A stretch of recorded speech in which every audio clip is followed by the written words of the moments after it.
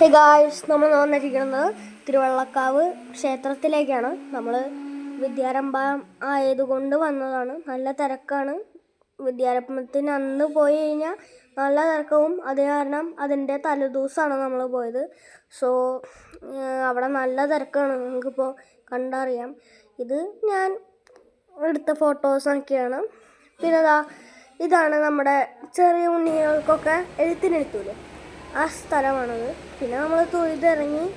ഇതാണ് പുറത്തുനിന്ന് നമുക്ക് കിട്ടിയൊരു സംഭവം. പിന്നെ ഇപ്പോഴും ആൾക്കാർ വന്നു തുടങ്ങിയിട്ടോ, കുറേ ആൾക്കാരാണ് വരുന്നത്. കുറേന്ന് പറഞ്ഞാൽ കുറേ ആൾക്കാർ വരുന്നുണ്ട്.